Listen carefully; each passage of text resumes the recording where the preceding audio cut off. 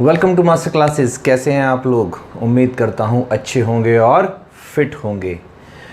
तो बच्चों, पिछली क्लास हमने सारा बेसिक्स डेप्रिसिएशन का सीख लिया था कि डेप्रिसिएशन क्या होता है, किस फॉर्म में लगता है, किस एसेट पे उसका क्या नाम होता है और उसको रिकॉर्ड करने के मेथड्स क्या होते हैं। और मैंने आपको बता दिया था कि दो मेथड्स होते हैं।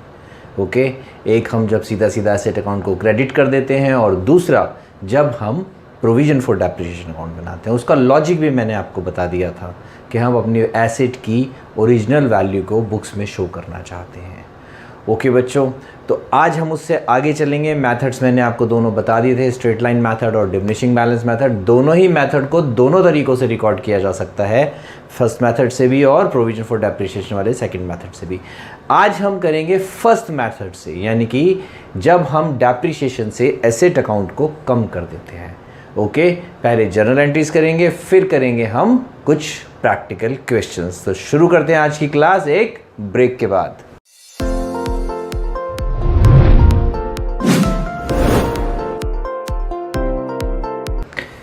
Welcome back. आ जाओ बच्चों, देखो मेन जो है ये 4 एंट्रीज होती हैं। कौन सी? परचेज ऑफ एसेट, या उस टाइम पे कोई चार्जेस, कोई एक्सपेंसेस, कोई इंस्टॉलेशन चार्जेस अगर पे करने पड़ जाएं। देन डेप्रिसिएशन लगता है साल के एंड में। देन वो डेप्रिसिएशन P&L में ट्रांसफ़र होता है। ये 2 एंट्रीज मैं आपको लास्ट क्लास में करा चुका हूँ, आज हम रिपीट करेंगे। And then sale of asset. तो जो सबसे इंपॉर्टेंट एंट्री है वो है ये।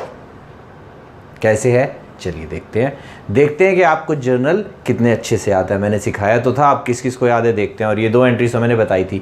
तो आप एक काम कीजिए, पेन और पेपर रेडी कर लीजिए और मेरे लिखने से पहले ये एंट्रीज लिखिए और चेक कीजिए कि आपने सही लिखी है या नहीं। ओके, आपका छोटा सा टेस्ट हो जाएगा। आइए मैं लिखता हूँ।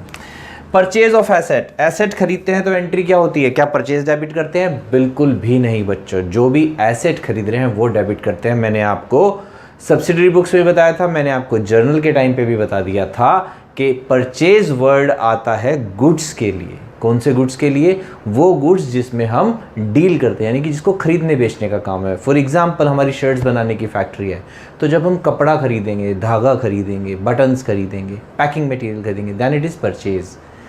जब हम मशीन्स खरीदेंगे, स्विंग मशीन्स जो होती है, सिलाई की मशीन्स, तो उसके लिए परचेज वर्ड नहीं आएगा बच्चों। क्या आएगा? Machinery account debit. तो जो भी एसेट आप खरीद रहे हैं, प्लांट खरीद रहे हैं, मशीन खरीद रहे हैं, कार खरीद रहे हैं, जो भी खरीद रहे हैं, एसेट अकाउंट डेबिट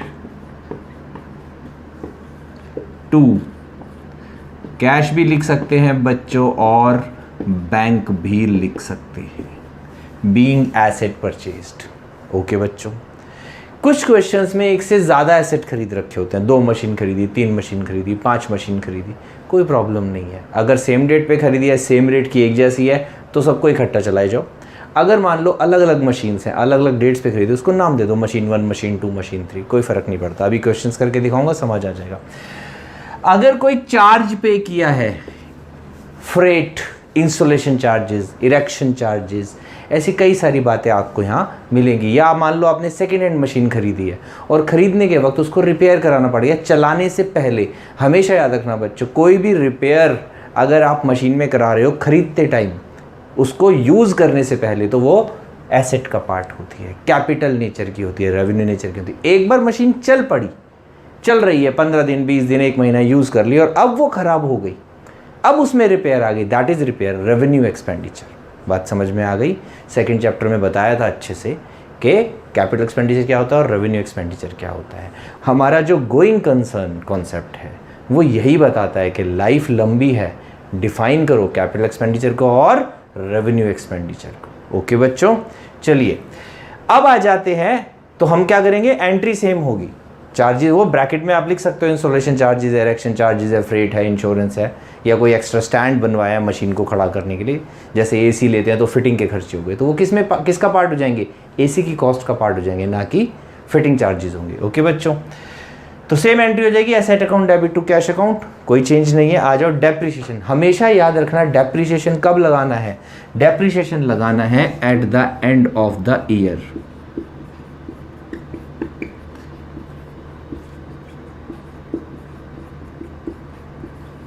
साल के एंड में। अब एक बात बड़ा ध्यान से देखना है बच्चों आपको, एक बात पे बहुत ज़्यादा ध्यान देना है, गलती हो जाती है, मेरे से हो गई थी 11th क्लास में। पूरा क्वेश्चन सही था, बस वो स्टार्टिंग में गलती हो गई, पूरा क्वेश्चन गलत, काटा, 0 मार्क्स दिए मेरे सर ने, आज भी याद है। उसके बाद कभी नहीं हुई गलती। क्या गलती होती है, मान लो हमारा साल शुरू हो रहा है 1 अप्रैल से और ख़त्म हो रहा है 31 मार्च ऑफ नेक्स्ट ईयर। अगर तो मशीन 1 अप्रैल को खरीदी है तो पूरे साल का डेप्रिसिएशन लगेगा, क्वाइट ऑब्वियस है। पर अगर मान लो मशीन हमने खरीदी है 1 जुलाई को और साल ख़त्म हो रहा है 31 मार्च को, तो फर्स्ट ईयर में 9 मंथ्स का डेप्रिसिएशन लगेगा। तो याद रखना, डेप्रिसिएशन तो साल के एंड में लगता है, लेकिन टाइम कहाँ से काउंट करना है, from the date of purchase. ऐसा नहीं है कि कभी भी खरीदा साल में और उठा के पूरे साल का रेंट वो लगा दिया डेप्रिसिएशन। एक एग्जांपल देता हूँ, समझ लो आपने एक घर किराए पे लिया है, ठीक है, 1000 रुपीज़ पर मंथ रेंट है, साल का कितना हो गया 12,000। तो क्या अगर आप पहले साल में, अगर मान लीजिए साल हमारा एक एग्जांपल ले लेते हैं कि जनवरी से शुरू और दिसंबर में ख़त्म हो रहा है, पर आपने जुलाई में घर लिया है रेंट पे, तो उस पर्टिकुलर ईयर में क्या आपने 12,000 रेंट दिया होगा? नहीं बच्चों, कितना दिया होगा? 6,000 दिया होगा। फिर अगले साल से वो 12,000 12,000 12,000 चलता जाएगा। Got it? तो ये हमेशा ऐसे होता है, टाइम के हिसाब से होता है। जितना आप टाइम यूज़ करोगे उस मशीन को, उतने ही टाइम का डेप्रिसिएशन लगेगा। Got it? तो खास ध्यान देना है कब? At the time of purchase, और दूसरा खास ध्यान कब देना है? At the time of sale. बाकी बीच के ईयर्स में तो पूरे साल का डेप्रिसिएशन लगेगा, आंख बंद करके लगाते जाओ। चलिए, डेप्रिसिएशन की एंट्री क्या होती है मैं आपको बता चुका हूँ कि डेप्रिसिएशन अकाउंट डेबिट, ये लास्ट क्लास में भी बता दी थी मैंने, टू एसेट अकाउंट।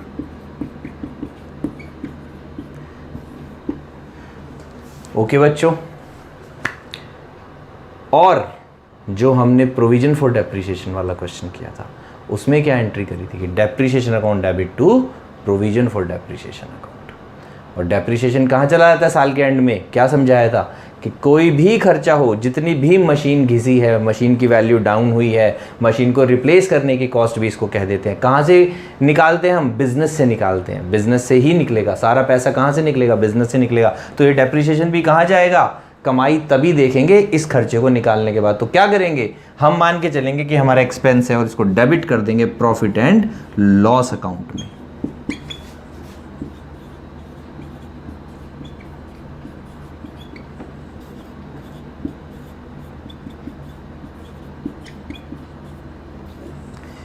ये एंट्री बच्चों भी आपको शायद ना अच्छे से समझ में आए, पर जब आप अपना फाइनल अकाउंट्स वाला चैप्टर करोगे तो आपको और अच्छे से समझ में आ जाएगा।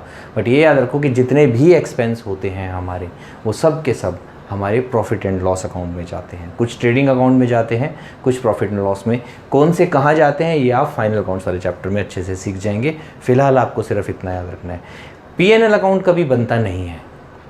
या तो आपको मशीन अकाउंट बनाना आएगा और डेप्रिसिएशन, 2 ही अकाउंट बनाने आएंगे।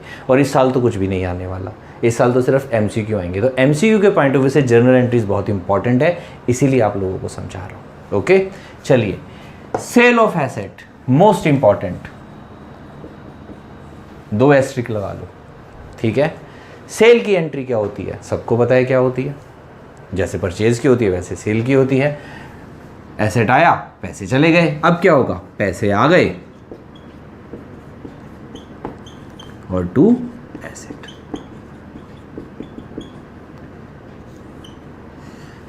क्या ये एंट्री सही है? हो सकती है, एक केस में हो सकती है। किस केस में हो सकती है? चलिए समझते हैं कि एग्जाम्पल से। थोड़ा सा इसको क्लीन कर लेते हैं, फिर समझ में आएगा। देखिए बच्चों,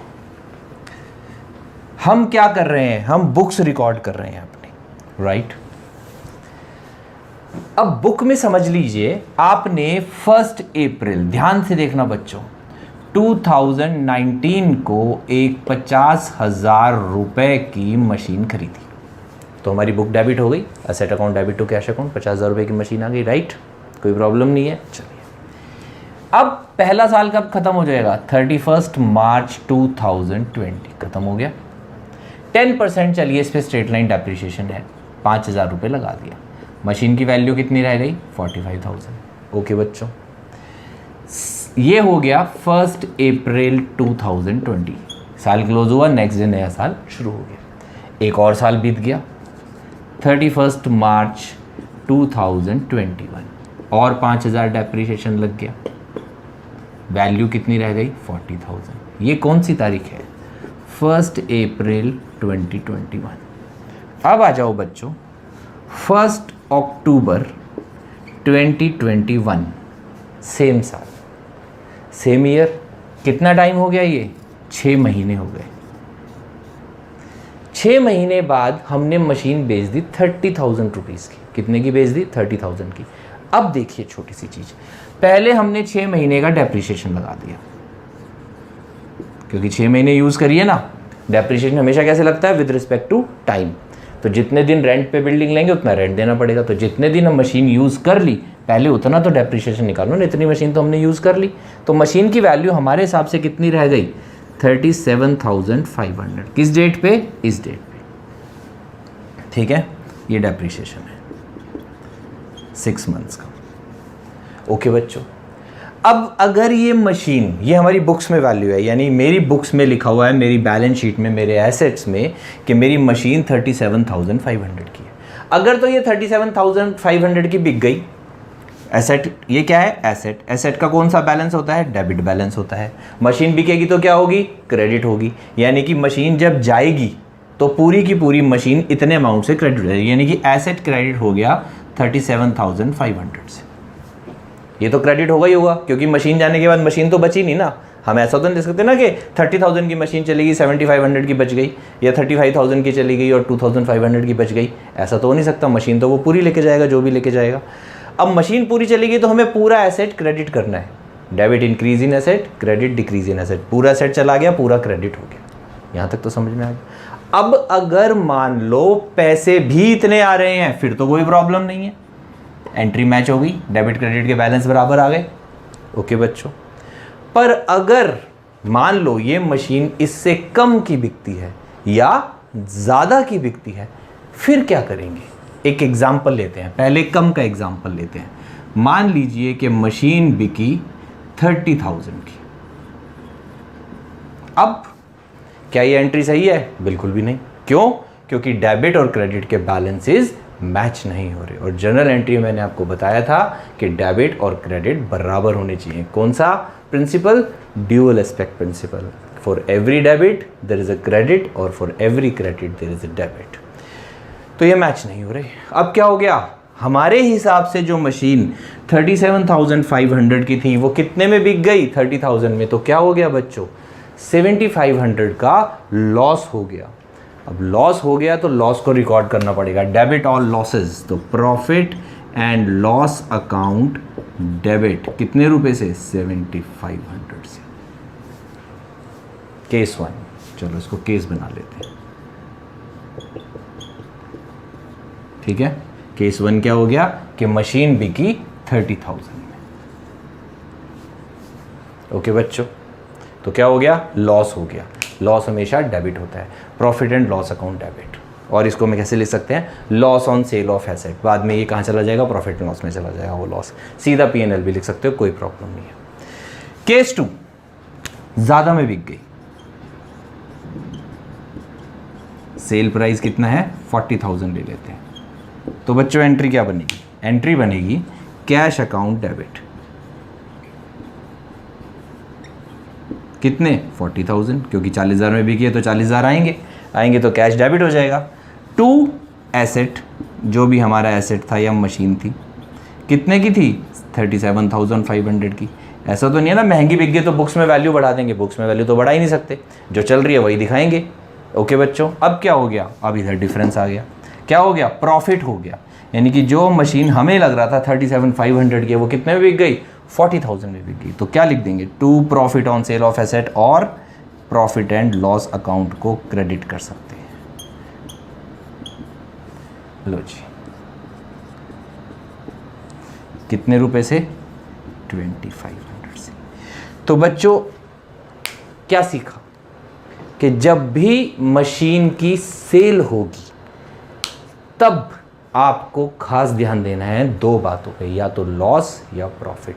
बहुत रेयर चांस है कि ये सेम बिक जाए, प्रैक्टिकल क्वेश्चन में ऐसा नहीं आता, और इस बार जो MCQ आने हैं उनमें तो बिल्कुल भी नहीं आएगा। उसमें निकालना ही ये आएगा। अभी एक क्वेश्चन कराता हूँ आपको, उस क्वेश्चन से आपको समझ में आएगा। तो अब ईमानदारी से बता दो किस किस की ये एंट्रीज सही थी, ठीक है ना।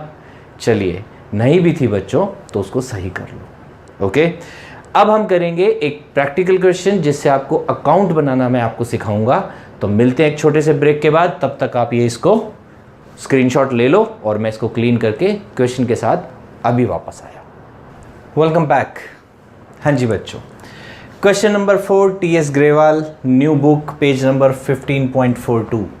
अब देखो मैंने क्वेश्चन भी लिख दिया है, अगर आपके पास बुक नहीं भी है तो भी आपको क्वेश्चन समझ में आ जाएगा। क्या कह रहा है, वो कह रहा है 1 अप्रैल 2020 को हमने एक परचेज़ करी एक मशीन 40,000 रुपीज़ की। खरीदते ही सेम डे उसको रिपेयर, सेकेंड हैंड मशीन थी तो उसको रिपेयर कराने पे हमारे लग गए 10,000 rupees, part of machine, part of cost, capital expenditure, याद रखना।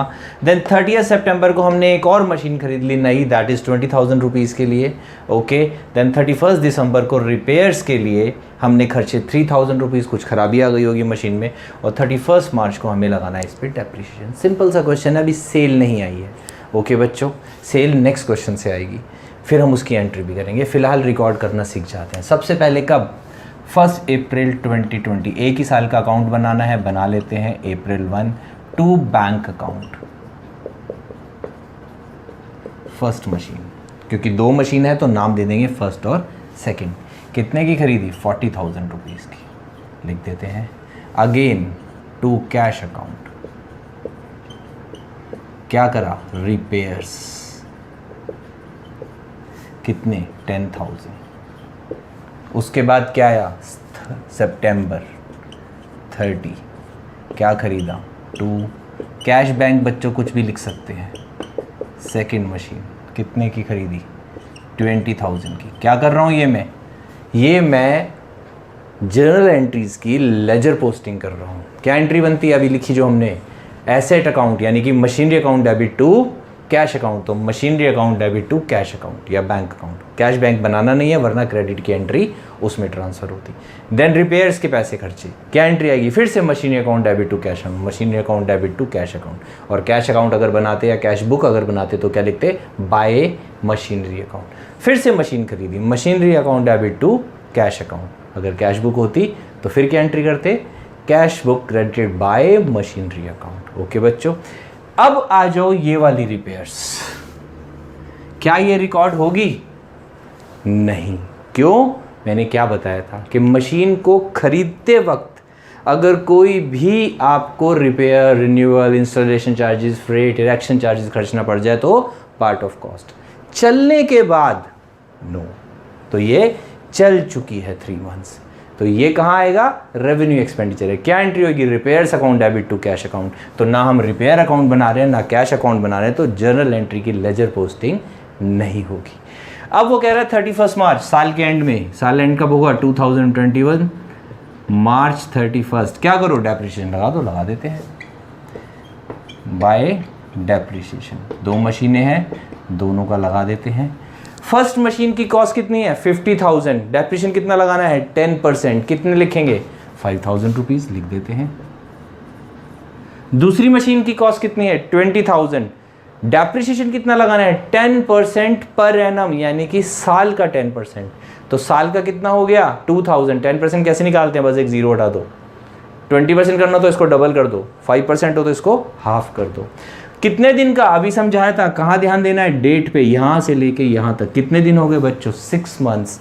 तो अगर साल का डेप्रिसिएशन 2,000 रुपये है तो 6 महीने का कितना होगा, 6 मंथ्स का हो जाएगा 1,000 रुपीज़। तो टोटल डेप्रिसिएशन हो गया 6,000। सेम डे अकाउंट क्लोज करते हैं, और क्लोज करते हैं तो क्या लिखते हैं, bye balance carry down, first और सेकंड मशीन, दोनों मशीन्स का 50 में से 5 गए, एक बच गई 45,000 की और दूसरी बच गई 19,000 की, और दोनों मिला के बच गई 64,000 की। 2 बच्चों, ये क्वेश्चन तो यहाँ ख़त्म हो गया।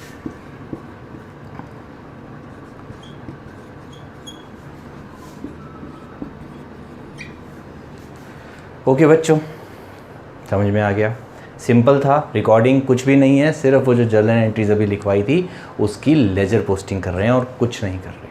तो सिंपल सा क्वेश्चन था, बिल्कुल आसान सा, ख़त्म हो गया, कुछ नहीं था करने के लिए। अब बच्चों एक और क्वेश्चन करते हैं, और उस क्वेश्चन में मशीन्स एक से ज़्यादा हैं, देन उनकी परचेज भी है और उनकी सेल भी है। उसको करने में आपको मज़ा आएगा और आपके कॉन्सेप्ट्स और ज़्यादा खुल जाएंगे। अब आप सोच रहे होंगे, स्पेशली वो स्टूडेंट्स जो इस साल पढ़ रहे हैं, कि पूरा क्वेश्चन सर क्यों करा रहे हैं, हमारे तो MCQ आने हैं।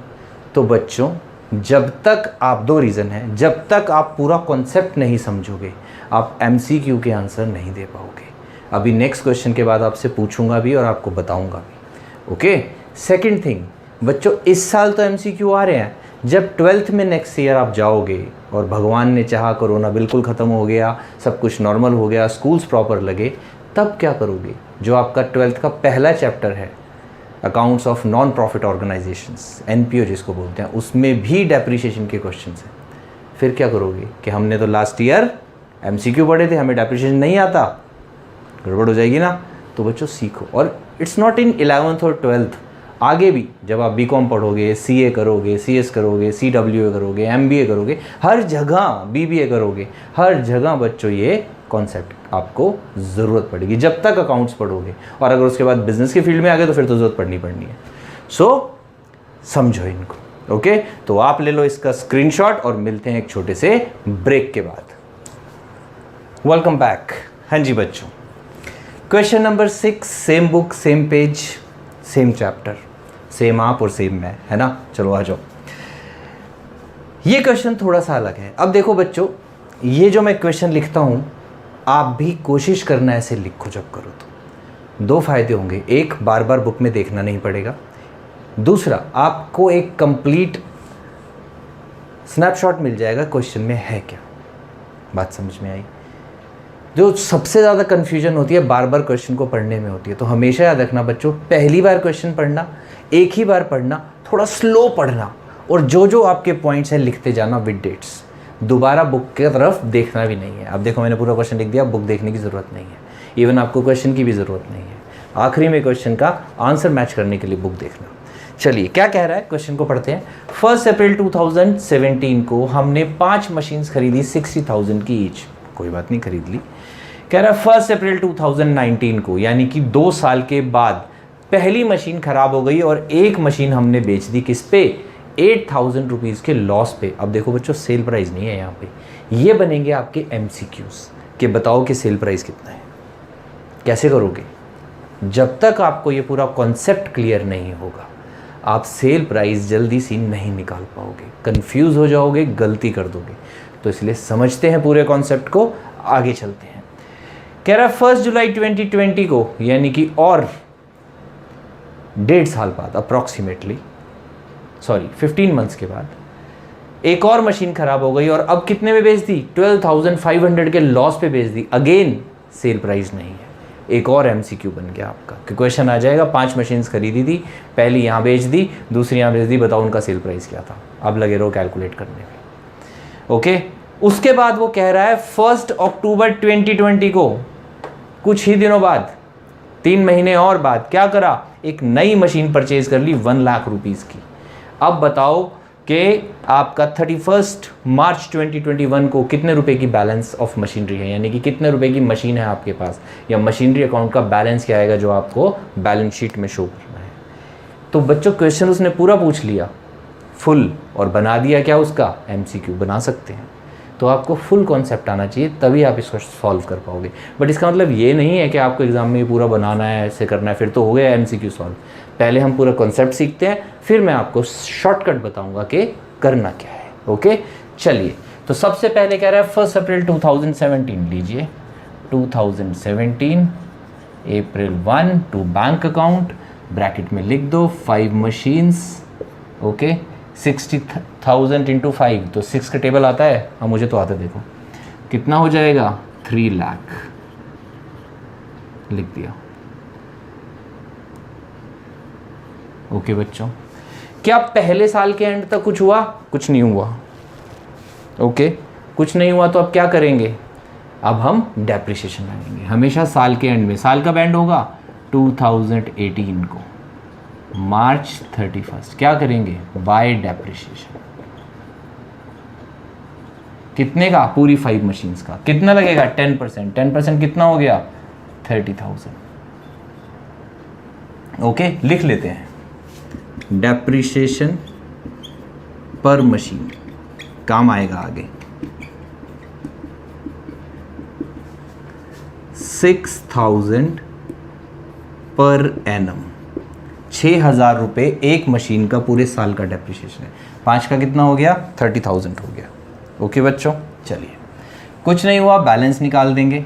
Bye balance carry down 2,70,000, 3 lakh total आ गया। सेम लाइन में, ये ध्यान रखना बच्चों, सिमेट्री का बहुत ध्यान रखना होता है अकाउंट्स में। ओके, नेक्स्ट ईयर शुरू हो गया 2018 अप्रैल 1 टू बैलेंस ब्रॉट डाउन क्या लिखेंगे? 2,70,000 ही लिखेंगे। क्या इस साल में कुछ हुआ? कुछ भी नहीं हुआ, तो अभी आ गया 2019 मार्च 31 अगेन बाय डेप्रिसिएशन कितना? फिर से 30,000, क्योंकि स्ट्रेट लाइन मेथड है, हर साल सेम डेप्रिसिएशन लगता है। Then by balance carry down कितना हो गया? 270 में से 30 गए, 2,40,000। ये बच्चों 5 मशीन्स का बैलेंस है। ओके, चलिए, तो सकुशल हमने 2 साल तो निकाल लिए। जैसे ही तीसरा साल शुरू हुआ 2019 अप्रैल 1 टू बैलेंस ब्रॉट डाउन 2,40,000, पहले ही दिन एक मशीन बोल गई। अब क्या कर रहा है? वो कह रहा है मैंने बेच दी भाई। कितने में बेच दी? जितने की भी थी, 8,000 के नुकसान पे बेच दी, at a loss of 8,000 rupees. अब बच्चों जब भी मशीन बिकेगी सबसे पहले क्या होता है, याद रखना, इंपॉर्टेंट नोट, ठीक है? इंपॉर्टेंट है ये। क्या करना है? At the time of sale, copy कर लेना, सब लिखवा रहा हूं।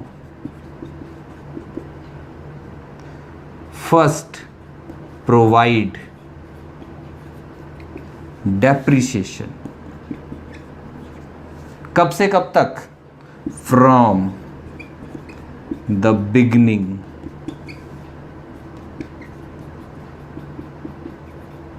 ऑफ द ईयर टू, कहाँ तक? To the date of sale. लो जी, एक इंपॉर्टेंट नोट बन गया हमारा। क्या बन गया? कि जब भी मशीन बिकती है तो साल के स्टार्टिंग से मशीन की सेल की डेट तक का पहले डेप्रिसिएशन, जैसे मैंने अभी पीछे एग्जांपल में बताया था कि 6 महीने अगर घर यूज़ करा है तो 6 महीने का रेंट, तो 6 महीने मशीन यूज़ करी तो 6 महीने का डेप्रिसिएशन। अब सेल कब हो गई?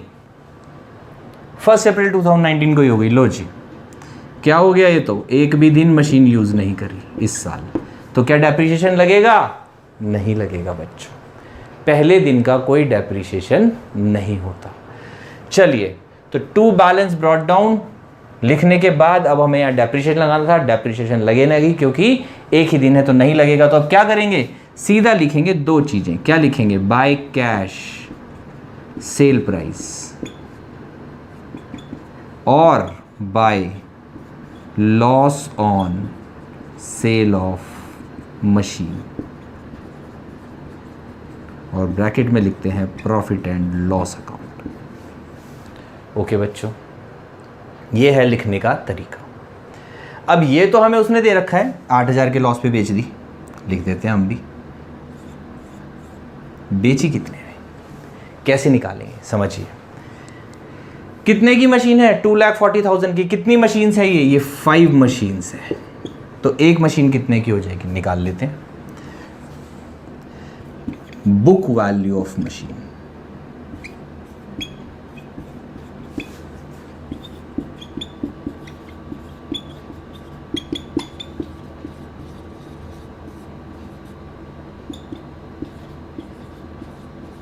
लो जी, कितनी आ गई बुक वैल्यू? 48,000 आ गई।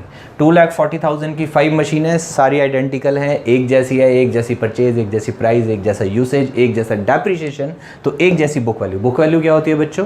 Cost less depreciation, cost less depreciation book value, then next year less depreciation book value, तो ये बुक वैल्यू हो गई। तो हमने क्या निकाल लिया? बुक वैल्यू निकाल ली एक मशीन की। कितने की आ गई? 48,000 की। उसमें से लॉस कितना हो गया? 8,000। तो कितने की बिक गई होगी? 40,000 की। निकल गया, पहला नोट आ गया हमारा। ओके बच्चों, चलिए आगे चलते हैं। वो कह रहा है 1 जुलाई 2020, अब इस साल तो कुछ हुआ नहीं, तो क्या करेंगे? क्लोज कर देते हैं। कब क्लोज हो जाएगा ये? 2020 मार्च 31, जुलाई इसके बाद आएगा, यानी कि नेक्स्ट फाइनेंशियल ईयर में आएगा। तो यहाँ पे क्या करेंगे? अब बैलेंस लिख देंगे? नहीं, 4 मशीनें चलाई है ना, 4 का डेप्रिसिएशन लिखेंगे। तो बाय डेप्रिसिएशन कितने का? 4 मशीन्स का। एक मशीन का कितना है? देखो लिखा था, काम आ गया ना, इसीलिए लिखना चाहिए। हमेशा बच्चों लिखो, लिखने की आदत डालो, जितना लिखोगे उतनी परफेक्शन आएगी। याद रखना, कॉन्सेप्ट को समझो, रिलेट करो अपने आप को, सोचो, खुद सोचो कि अगर आप एक बिजनेस के ऑनर हो तो आप कैसे अपने अकाउंट्स बनाओगे, कैसे अपनी बुक्स लिखोगे। अकाउंट्स ऐसे ही बने हैं, कोई भगवान नहीं आए थे ऊपर से बनाने। इंसानों ने जब काम किया, बिजनेस किया, प्रॉफिट लॉस निकाला, तो लिखना शुरू किया, तो समझ में आया कि ऐसे लिखना है, ऐसे लिखना है। हम भी वैसे ही लिख रहे हैं, बस हमें पका पकाया मिल गया, समझना है और सिस्टमैटिकली बनाना है, दैट्स इट। तो अपने आप को रिलेट करो कि अगर आप बिजनेस में होते तो अब कितनी मशीन घिस गई आपकी। तो आपको पता है 4 मशीन्स हमने फुल ईयर यूज़ करी है, तो डेप्रिसिएशन आ गया 24,000। ओके बच्चों, अब बैलेंस,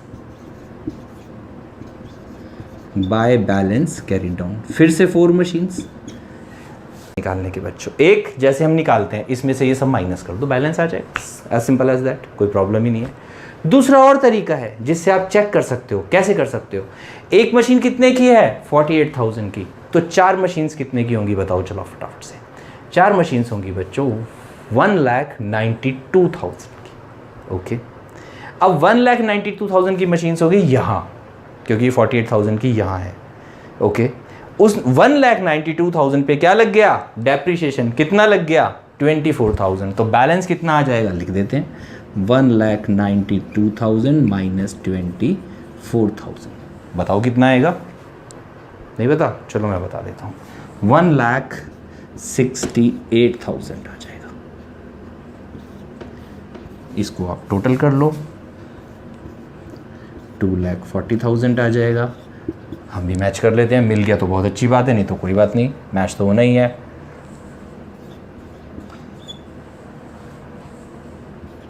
लो जी, मैच हो गया। क्या क्वेश्चन खत्म हो गया? नहीं हुआ, आगे चलेंगे। कौन सा साल आ गया अब? चलिए थोड़ी लाइंस और मारते हैं।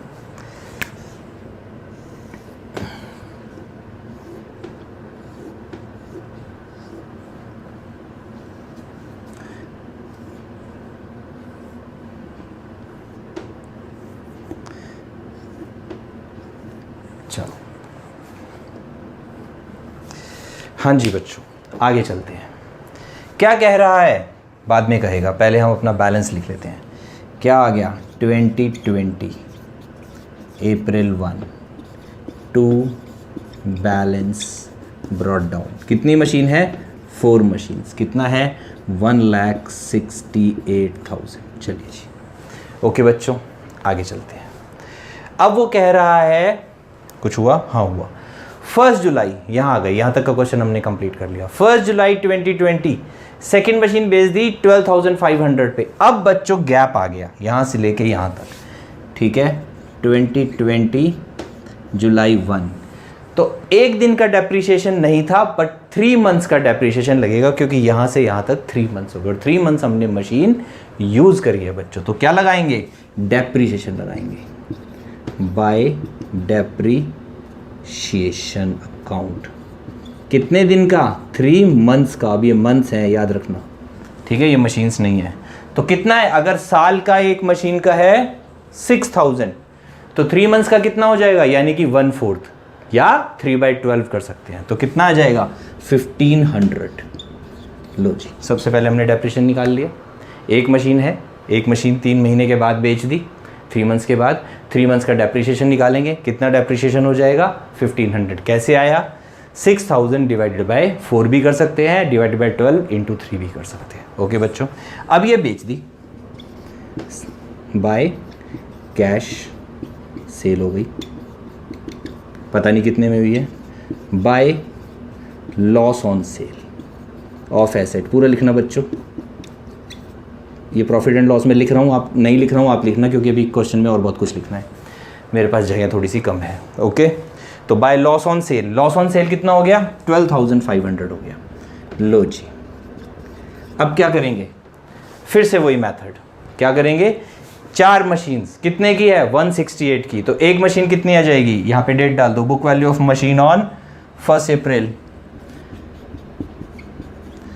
2019। अब क्या निकालेंगे? Book value of machine on 1 अप्रैल 2020। कितना आ जाएगा? 1,68,000 डिवाइडेड बाय 4, 42,000 आ जाएगी। और एक आसान तरीका है, देखो अब शॉर्टकट सिखा रहा हूँ, सीखते जाओ। ओके, आसान तरीका क्या है? पिछले साल 1 अप्रैल 2019 को एक मशीन की वैल्यू कितनी थी? 48,000। साल का डेप्रिसिएशन कितना लगा होगा? 6,000। तो मशीन की वैल्यू कितनी बचेगी? 42,000। दोनों तरफ से आप आंसर निकाल सकते हो, कहीं से भी कान पकड़ लो बच्चों। कॉन्सेप्ट्स अगर क्लियर हैं तो आंसर तो आएगा ही आएगा। आप अपने आंसर को अकाउंट्स में 2-2, 3-3 तरीके से चेक कर सकते हो। ओके, दोनों तरीके बता दिए। इसको 4 से डिवाइड कर दो, नहीं तो पिछले साल एक मशीन की वैल्यू 48 थी, पिछले साल पूरे साल जो मशीन चली है 6,000 डेप्रिसिएशन लग गया, कितने की बचेगी? 48 माइनस 6, 42,000। तो 42,000 की मशीन थी बच्चों, जिसमें से 1500 डेप्रिसिएशन और 12,500 का लॉस, यानी कि टोटल ये हो गए 14,000। तो मशीन बिकी कितने में होगी? 28,000 में बिकी होगी। कैसे आया फिर बता देता हूँ, देखो। सेल प्राइस 42,000 की मशीन थी, माइनस 1500 का डेप्रिसिएशन, माइनस 12,500 का लॉस खाया, तो कितना बच गया? 28,000 बच गया। ओके बच्चों, उम्मीद करता हूं यहां तक सब समझ आ गया होगा। अब क्या हुआ? 1 अक्टूबर को एक मशीन और खरीद ली, कोई बात नहीं, खरीद लेते हैं। टू बैंक अकाउंट क्या लिख देंगे? न्यू मशीन, एक नई और खरीद ली हमने। कितने की खरीद ली? 1 लाख की खरीद ली।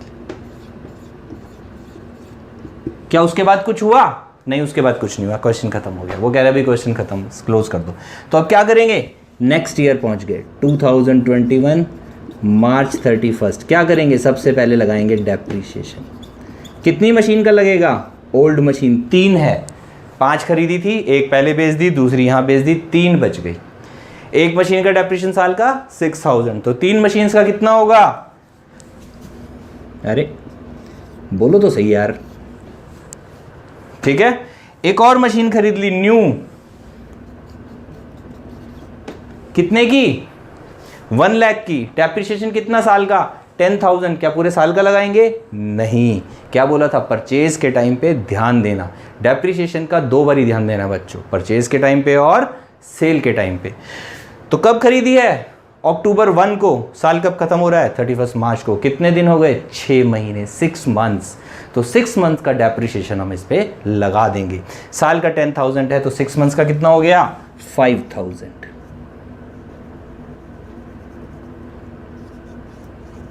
टोटल डेप्रिसिएशन हो गया 23,000। अब क्या बच गया? बाय बैलेंस कैरिड डाउन कितना आएगा? अब 2 तरीके हैं, क्या? इनके टोटल में से इसको माइनस कर दो, या हमारे पास 3 मशीन्स थी, कितने रुपए की? 42,000 के हिसाब से।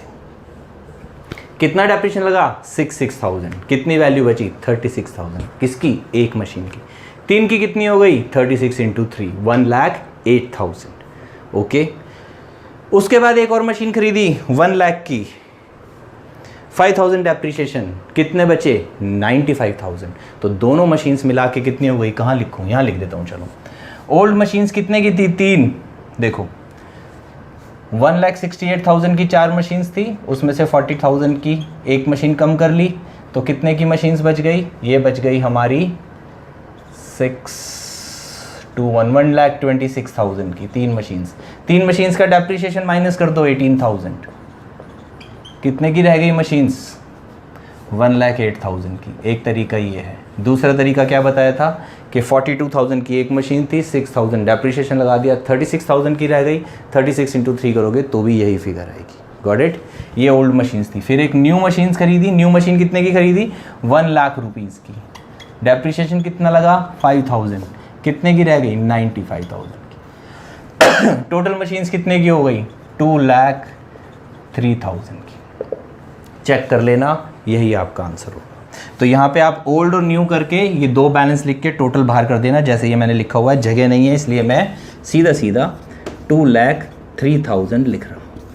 टोटल जब आप मिलाओगे तो ये मैच हो जाएगा। एक और तरीका बताता हूँ बच्चों बैलेंस निकालने का, ध्यान से देखना।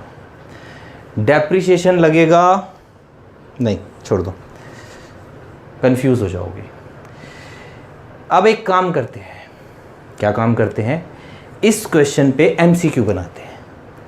अब सोचिए कि यही क्वेश्चन उसने आपको एमसीक्यू बना के दे दिया। पहले तो आप ले लो इसका स्क्रीनशॉट, क्योंकि क्वेश्चन मैंने कर दिया है ये सॉल्व पूरा का पूरा। आंसर मैच कर लेना, 2,03,000 ही आ रहा होगा, सारे आंसर मैच हो रहेंगे, प्रॉब्लम कोई नहीं है। अब देखो बच्चों, अगर मान लो आपको उन्होंने यही क्वेश्चन दे दिया, क्या दे दिया? सेम क्वेश्चन दे दिया, और वो कह रहा है कि बताओ सेकंड मशीन कितने की बिकी, तो आपको क्या करना है? आपको कुछ नहीं करना बच्चों, आपको करना सिर्फ इतना है कि आपको 1 मशीन का केस लेके चलना है, क्योंकि आइडेंटिकल मशीन्स हैं, एक जैसी परचेज प्राइस है, एक जैसा डेप्रिसिएशन है, सेम डेट्स हैं परचेज की, तो सेम डेप्रिसिएशन लग रहा होगा। और मशीन कितनी बेची है? एक ही बेची है। तो हम एक का केस लेके चलते हैं। कैसे लेके चलेंगे कि मान लो यहाँ पे एक मशीन खरीदी है 60,000 रुपये की, तो हमने क्या ले लिया? लो जी 60,000 की मशीन ले ली। घड़ी देख लो बच्चों कितने सेकंड्स में क्वेश्चन सॉल्व हो रहा है। कहाँ बेची? यहाँ बेची। पहले साल का 6,000 डेप्रिसिएशन, उसके बाद दूसरे साल का 6,000 डेप्रिसिएशन, कहाँ पहुँच गए? 1 अप्रैल 17, 18, 19, फिर 6,000 और डेप्रिसिएशन, 3 बार डेप्रिसिएशन लग गया, 3 साल तो ऊपर पर चल गई, 17, 18, 18, 19, 19, 20।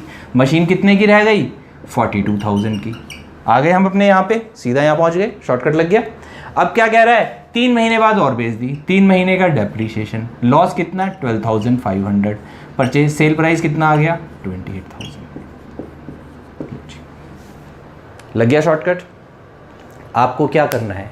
आपको सिर्फ अपने दिमाग में कॉन्सेप्ट को बताना है, उस कॉन्सेप्ट को रिलेट करना है आपको कि एक मशीन खरीदी कितने की थी जो बिकी है। जब भी बच्चे क्वेश्चन आएगा वो हमेशा एक मशीन का आएगा। अच्छा, ऐसा भी हो सकता है कि वो बोले मैंने एक प्लांट खरीदा था 3 लाख रुपीज़ का, ऐसे क्वेश्चन आएंगे भी आगे, मैं कराऊंगा आपको। 3 लाख रुपीज़ का प्लांट खरीदा था, विच कंसिस्ट 2 और 3 मशीन्स, कितनी भी हो सकती है। प्लांट का मतलब समझते हो ना, पूरा सेटअप। वो कहता है, वो कह देगा कि 1 जुलाई 2020 को अ पार्ट ऑफ प्लांट, कैसे? 1/3 पार्ट ऑफ प्लांट या 1/4 पार्ट ऑफ प्लांट या 1/5 part of plant and machinery is damage due to wear and tear or some accident, and it is of no use and hence sold for 28,000, calculate the loss, or it has been sold for 12,500 at a loss of 12,500, calculate the sale price of the asset। तो आप क्या करोगे? आपने फिर क्या करना है? आपने कुछ नहीं करना। आपने स्टार्टिंग से ही, फॉर एग्जाम्पल उसने नहीं बताया 5 मशीन से, उसने बोला कुछ मशीन्स खरीदी थी 3 लाख रुपीज़ की, उसका 1/5 पार्ट खराब हो गया। The 1/5 part of the plant and machinery is damage and it is of no use and hence sold on 1 July 2020 at a loss of 12,500। उसने बोल दिया क्वेश्चन में। अब आपको क्या करना है? आपको क्वेश्चन यही मान के चलना है 1/5, पूरे को सॉल्व करने की जरूरत नहीं है। क्या करो? स्टार्टिंग में ही 1/5 कर दो, पहुंच गए 60,000 पे। अब इसी पे डेप्रिसिएशन लगाते जाओ, सेम कैलकुलेशन आ जाएगी। बात समझ में आई बच्चों? ठीक है, अभी ये चैप्टर्स ख़त्म होने दो। जब चैप्टर पूरा ख़त्म हो जाएगा, कोर्स हमारा ख़त्म हो जाएगा, तो मैं कोशिश करूँगा कि कुछ MCQs, वैसे अभी हमने डालने शुरू कर दिए हैं अकाउंट्स के। अगर आप चैनल देख रहे हैं तो आप देखिए उस पर शॉर्ट्स आ रहे हैं, उसमें क्वेश्चंस आ रहे हैं। अभी मैंने अकाउंटिंग प्रिंसिपल से रिलेटेड क्वेश्चंस डाले हैं, धीरे धीरे मैं सबसे रिलेटेड क्वेश्चंस डालता जाऊंगा। तो आप खुद देखिए, जब आप इन क्वेश्चंस को कर लेंगे तो वो शॉर्ट्स में दिए हुए MCQs आपसे सॉल्व हो जाएंगे। और अगर बच्चों इनसे वो MCQs आपसे सॉल्व नहीं होते तो आपको क्या करना है, सिर्फ कमेंट बॉक्स में कमेंट करना है और सोल्यूशन मैं आपको प्रोवाइड करा दूँगा। Got it? तो आपको सिर्फ मेहनत करनी है, कॉन्सेप्ट को समझना है बच्चों, सिर्फ कॉन्सेप्ट समझना है। कॉन्सेप्ट बहुत ज़रूरी है और ये यहाँ काम नहीं आएगा, ये आगे भी काम आएगा। और पढ़ाई हमारी अभी ख़त्म नहीं हो रही, अभी तो पढ़ाई शुरू हुई है। तो उम्मीद करता हूँ आज की क्लास आपको समझ में आई होगी, मेरी बातें आपको समझ में आ गई होगी। और अगर समझ आ गई है बच्चों तो क्लास को लाइक कर देना, कमेंट कर देना कैसी लगी, और अपने फ्रेंड्स के साथ शेयर कर लेना। और सब्सक्राइब तो आपने अभी तक कर ही लिया होगा। ओके, तो मिलते हैं नेक्स्ट क्लास में। एक क्वेश्चन इसी मेथड का और कराऊंगा जिसमें वो पार्ट ऑफ मशीन वाला क्वेश्चन होगा बच्चों, और फिर वैसा ही एक क्वेश्चन डिमिनिशिंग बैलेंस मेथड से कराऊंगा। उससे कोई फर्क नहीं पड़ता, क्वेश्चन चाहे स्ट्रेट लाइन मेथड का हो या डिमिनिशिंग बैलेंस मेथड का हो बच्चों, क्वेश्चन ऐसे ही सॉल्व होता है। सिर्फ ये जो डेप्रिसिएशन की कैलकुलेशन है ये चेंज हो जाती है, तो मैथमेटिकल पार्ट चेंज होता है, अकाउंटेंसी का पार्ट चेंज नहीं होता। सब कुछ ऐसे ही लिखा जाएगा, सिर्फ डेप्रिसिएशन हर साल अलग फिगर आती जाएगी, सेम फिगर नहीं आती, तो हमारे वर्किंग नोट्स चेंज होते हैं। Got my point? तो एक क्वेश्चन फिर मैं आपको रिड्यूसिंग बैलेंस का कराऊंगा, और उसके बाद 4th क्लास जो बच्चों हमारी बनेगी वो बनेगी प्रोविजन फॉर डेप्रिसिएशन वाली की, और वो बहुत इंपॉर्टेंट पार्ट है। तो मिस मत कीजिएगा एक भी क्लास को, पूरा कॉन्सेप्ट अच्छे से सीखिए। मैं हूँ आपके साथ और हमेशा रहूँगा। Got it? तो चलिए बच्चों, आज की क्लास यहीं ख़त्म करते हैं, नेक्स्ट क्लास में फिर मिलेंगे। तब तक के लिए tata bye bye and take care, और पढ़ाई करते रहना बच्चों। बाय।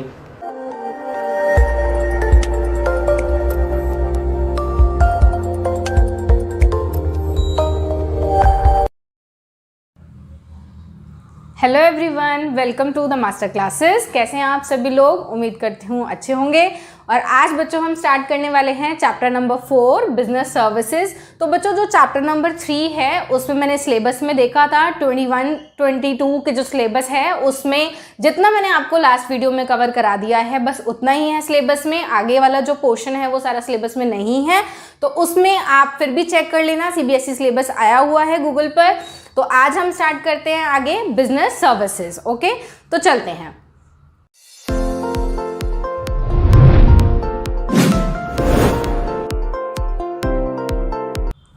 तो बच्चों बिजनेस सर्विसेज में जो सर्विसेज हैं उसका क्या मीनिंग होता है बच्चों? तो आपने पढ़ा होगा 9th-10th में भी कि सर्विसेज और गुड्स में डिफरेंस होता है। तो आज फिर हम रिकॉल कर लेंगे उसको कि सर्विसेज बच्चों क्या होती हैं। सर्विसेज जो हैं वो एक पर्सनल सर्विसेज होती हैं जिसको आप टच नहीं कर सकते। वो कैसी होती हैं? इनटेंजिबल होती हैं, इनटेंजिबल एक्टिविटीज़ ये होती हैं। ओके बच्चों, जैसे कि आप एग्जांपल लें कि आप थिएटर में मूवी देखने जा रहे हैं, तो वो आप वहाँ पे आपने उस थिएटर को ख़रीदा नहीं है, परचेज़ नहीं किया है, आप वहाँ जाके उस मूवी को देखकर बस आ जाएंगे घर वापस। कुछ समय के लिए आप उनकी सर्विसेज को अवेल कर लेंगे। ओके बच्चों, तो यहाँ पे क्या होता है, सर्विसेज कैसी होती हैं? सेपरेटली आइडेंटिफाइबल होती हैं, वो उनको आप आइडेंटिफाई कर सकते हो। आप उसको फिजिकली परचेज नहीं करते, फिजिकली उसको खरीदते नहीं हो।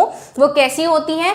इनटेंजिबल होती हैं। कैसी होती हैं बच्चों? इनटेंजिबल एक्टिविटीज़ होती हैं। और वो क्या करती हैं? आपकी जो वांट्स हैं उनको सेटिस्फाई करती हैं, उनको पूरा करती हैं। ठीक है बच्चों, तो जैसे अगर हम एक और एग्जांपल लें, आप डॉक्टर के पास जाते हैं, आप उनसे अपना ट्रीटमेंट कराते हैं, तो आप उनको परचेज नहीं कर रहे, आप सिर्फ क्या कर रहे हैं? उनसे सर्विसेज अवेल कर रहे हैं। ओके, तो ऐसे ही एक टीचर जो है वो आपको पढ़ाता है, तो वो आपको सर्विसेज प्रोवाइड कर रहा है। वो आपने उसको परचेज नहीं किया, आपने उससे कोई चीज़ परचेज नहीं, कोई फिजिकली चीज़ जो है वो परचेज नहीं की, आपने सिर्फ क्या किया? आपने उन सर्विसेज को अवेल किया। ओके बच्चों, तो ये जो बिजनेस सर्विसेज है बच्चों, उसमें उसके कुछ नेचर जो है, उसकी नेचर कैसे होता है कैसे नहीं होता वो आपको बताया गया है। और उसके बाद हम करेंगे कि ये कितने कितने टाइप्स की होती है। और साथ ही साथ बच्चों ये पढ़ाते हुए मैं आपको डिफरेंस भी बता दूंगी कि गुड्स और सर्विसेज में क्या डिफरेंस होता है। तो पहला डिफरेंस बच्चों यही होता है कि सर्विसेज को हम अवेल करते हैं, वो इंटेंजिबल होती है, और जो गुड्स होते हैं बच्चों वो कैसे होते हैं? फिजिकल गुड्स होते हैं, आपको उसमें ओनरशिप मिल जाती है, उस चीज़ को आप खरीद के ले आते हैं। जैसे आप कोई CD परचेज कर रहे हैं किसी मूवी की, या आपने कोई लैपटॉप परचेज किया है, तो आपने क्या किया? आपने उस चीज़ को ले आए अपने घर, फिजिकली आपने उसको बाय कर लिया। ओके, नेक्स्ट बच्चों आते हैं चलो इसके सर्विसेज के नेचर में। तो नेचर कैसा होता है बच्चों इसका, इंटेंजिबिलिटी। सबसे पहला नेचर इसका क्या है कि ये इंटेंजिबल होते हैं। ओके,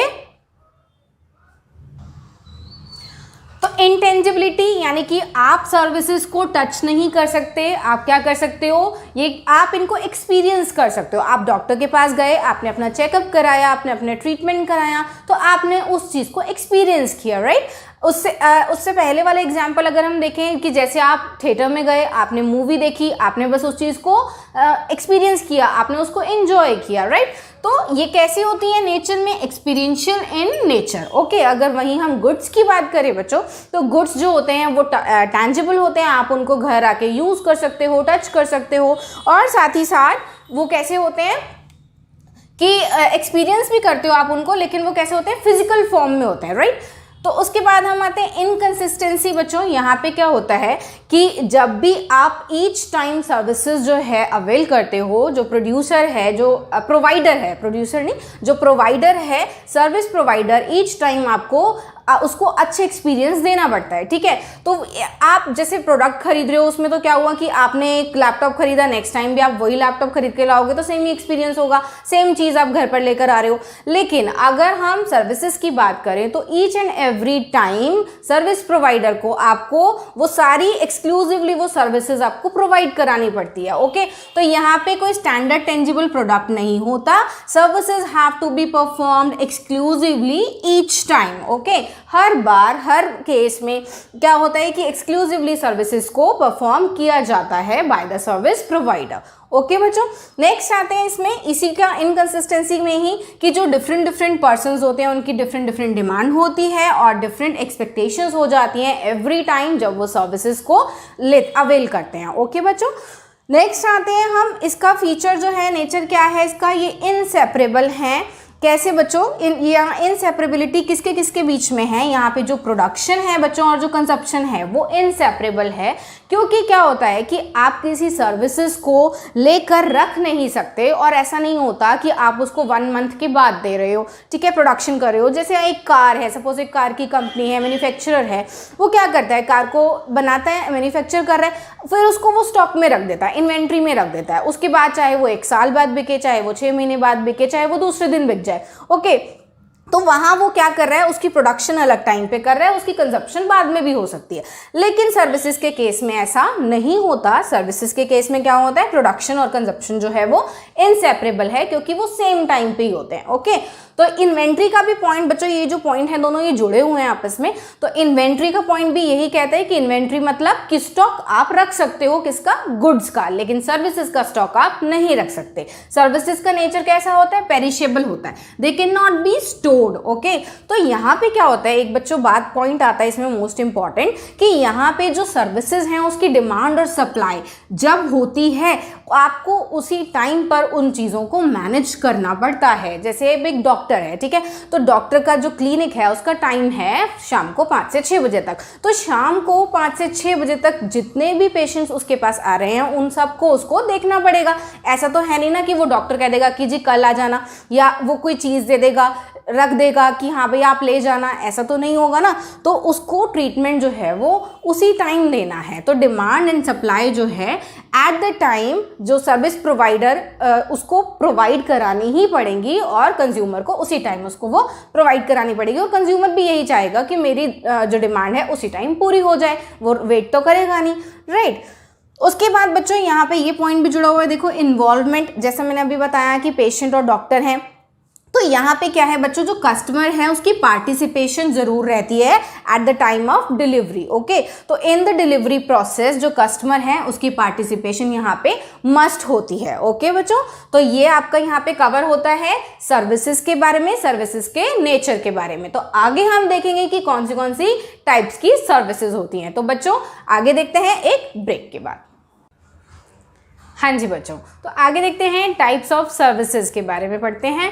तो टाइप्स ऑफ सर्विसेज बच्चों, सबसे पहली जो हमारी होती है वो बिजनेस सर्विसेज होती हैं। तो जो चैप्टर है बच्चों ये बिजनेस सर्विसेज, इसका नेम भी है, और आगे हम इसी के बारे में डिटेल में पढ़ने वाले हैं।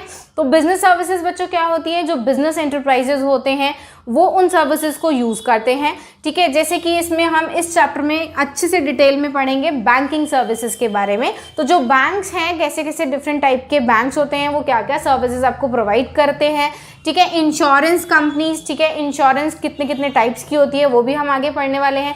तो आप इन जो टर्म्स से अच्छे आपके लाइफ में आपने यूज़ करी होंगी, टर्म्स देखी होंगी, अच्छे से नॉलेज होगी आपको। बैंकिंग सर्विसेज जो कि आपके बैंक्स हैं उसमें क्या क्या सर्विसेज वो लोग प्रोवाइड कराते हैं, ओके। तो ये सर्विसेज बच्चों जो बड़े बड़े बिजनेस एंटरप्राइजेज है वो यूज़ करते हैं, तो इसीलिए इसका नाम जो है वो बिजनेस सर्विसेज रखा गया है, ओके।